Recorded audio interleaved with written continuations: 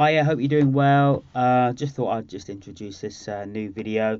Gonna start it with the studio tour, and then I'm gonna take you through the Logic session for Deny Yourself, which is Jonathan's new song. And this really is just the beginning of an extended video where we'll see Jonathan in the studio, and we're just gonna record the basic song into Logic. So him with his with a mic and recording his acoustic guitar.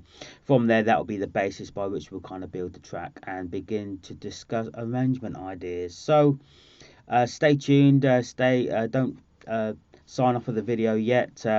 And please look at it all the way through. Like I said, it's in about 2 or 3 kind of parts. I'm sure you'll enjoy it.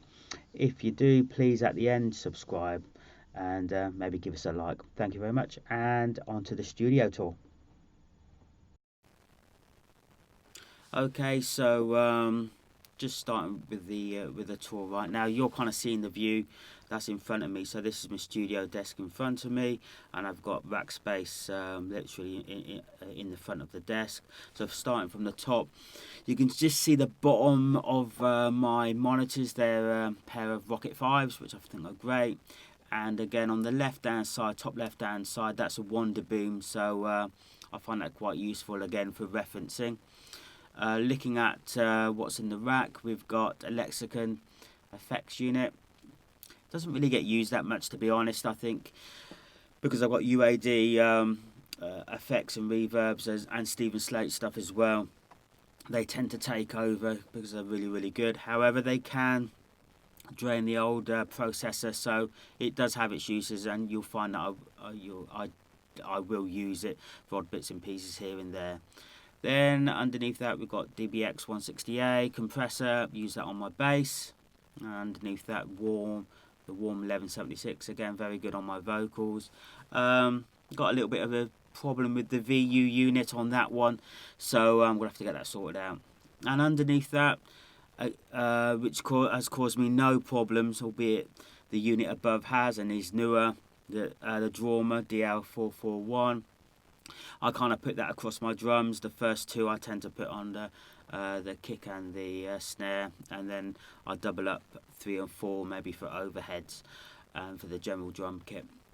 And underneath that, we've got a Stam bus compressor, which goes on my master bus, so I tend to use that quite a lot, and that's a really good unit. Then just you can see on the left hand side there is a Mackie MCU Pro with 8 channels. So moving across, pardon me, I'm just going to try and move this camera across. There's my dog. So you can see, I guess at the very heart of the studio, 2 Satellite Pros, an octo and a quad, I believe. I think the quad came free with the Apollo 8, which you can see in the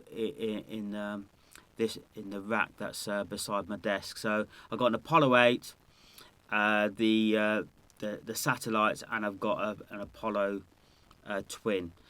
Underneath the Apollo 8, you will see there's a Saffire Pro 40. So in terms of when I upgraded the studio, when I moved from Guildford to Brighton, I did have a kind of an older unit, and part of the upgrade was to go to the Saffire Pro. Then I upgraded from the Saffire Pro to the Twin, and then I got an Apollo 8. Underneath the Apollo 8 is a unit I've had for 15 or 20 years, which is the TLA audio compressor. Haven't really ever felt to get rid of it. Back in the day, it was probably one of my most expensive buys for my studio, and has seen a lot of use. If I can just move this across, I don't know if you can see that, but underneath that there is a Vintage King summing mixer. If I just move this camera a bit further, see the summon mixer there. So in effect, how the system works is this. You'll see when I go through the Logic page, 8 outputs go out from my Logic mix through the Apollo 8, out the Apollo 8, into the summon mixer, and then get summed back into Logic. The Saffire Pro is for ins and outs for my compressors. Okay, so Apollo 8 is a summing mixer, and the Saffire is for the summing mixer. Sorry, the Saffire is for the compressors, should I say. Underneath that, there's a patch bay, which does get some use, and I think if you can just see that, just tip it a little bit, you can see that there is a preamp, the Focusrite preamp, which gets used all the time. So for whenever I'm recording in here, I am recording through that, whether it's vocalists or whether it's guitar players or acoustic guitar. It all goes through the Focusrite and then into the Apollos. Okay, just a couple other bits and pieces. If I can just move this camera again, dodgily should I say. You'll see that there is a tone hammer there. There's a bass pod, and actually just there, I don't know if the light's good enough, you'll see I've got hard drives and a Mac Mini.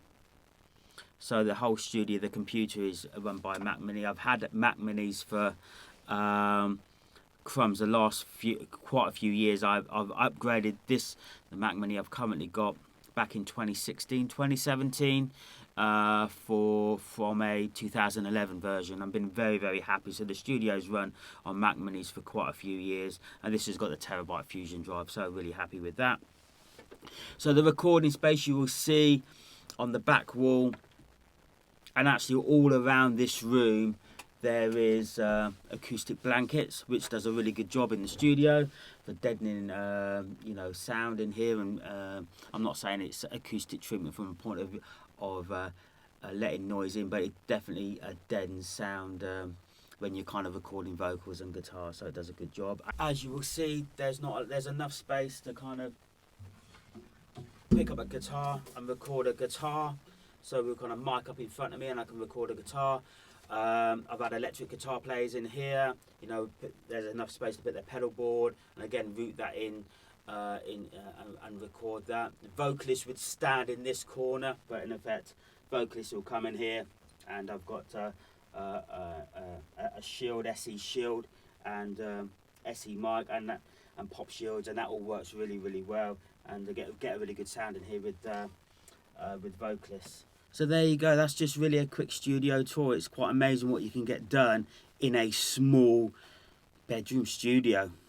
In effect, I think the equipment that's in the studio, it is really good. I don't really feel the need to upgrade anything other than maybe I bought a Lewitt mic recently for recording acoustic guitar, which was really fantastic. But, for the size of the studio, there's probably too much gear. There's probably too much in here. I think you could argue that one satellite and the Apollo Twin would be ample enough. I don't need the compressors. Although I'm probably a little bit old school, I started out using outboard gear, and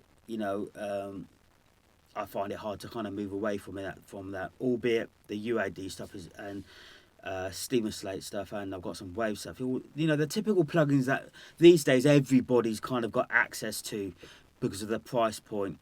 That's what I'm running in here. So there you go. So what I think I'd do now is I'll stop there and I'll just move you into the Logic page, because I have actually now set up a Logic with his song, so I can just show you my actually mixer template and how and the template that I tend to use, that I've developed over my time of using the studio in here.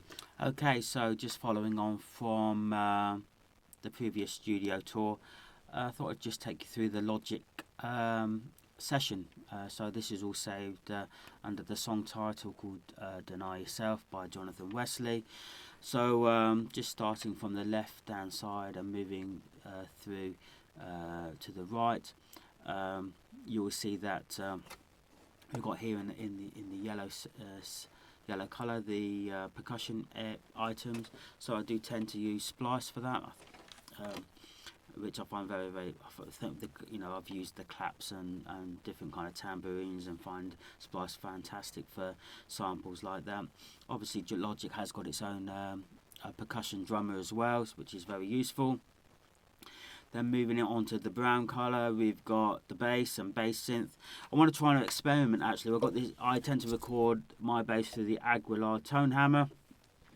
So, and there are two outputs off the back of the Aguilar. There's a DI output which I might send out to the bass pod, which has got a bass synth kind of preset. So I may experiment with that, and I can record both inputs simultaneously. So let's see how I get on with that. Moving on, we've got electric guitars and acoustic guitars in green.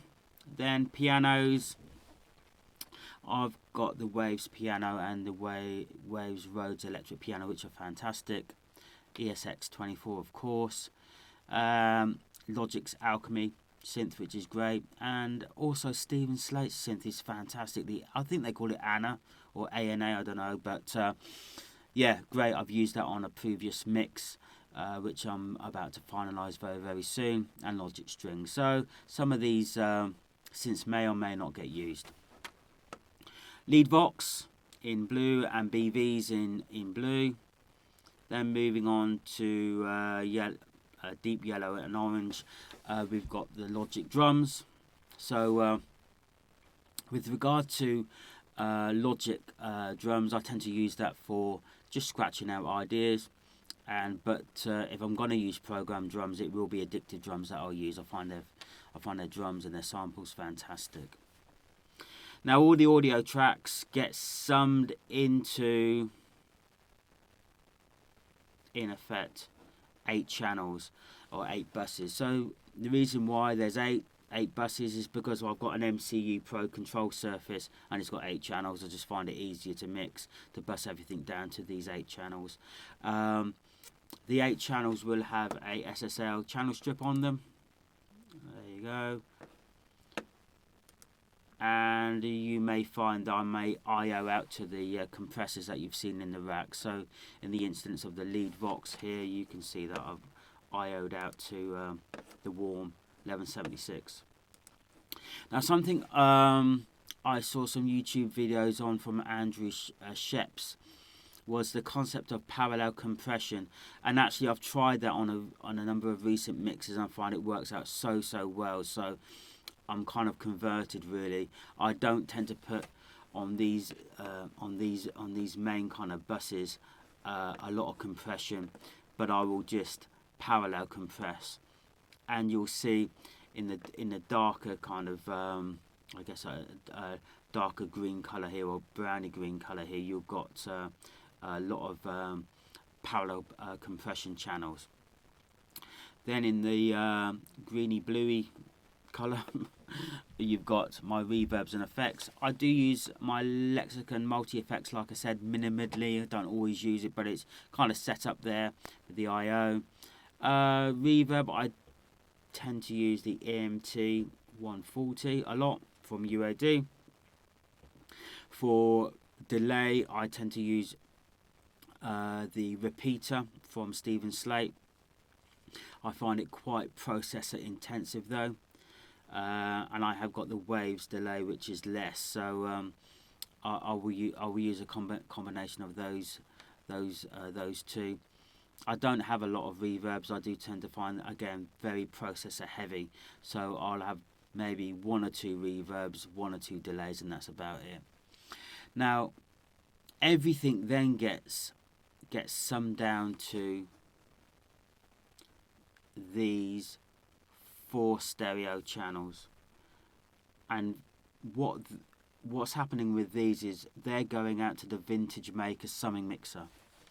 So drums and bass, pianos and synths, guitars, BVs, Lead Vox, they go out to the Vintage summing mixer and then get brought back into the master bus through the Apollo 8. I think it's channels 1 and 2, and then that goes out to the Stam bus compressor, and then I use as referencing the IZOTOPE balance tone control, and I also use the VU meter from Kleinhelm. So moving on then, let's look at the arrange page.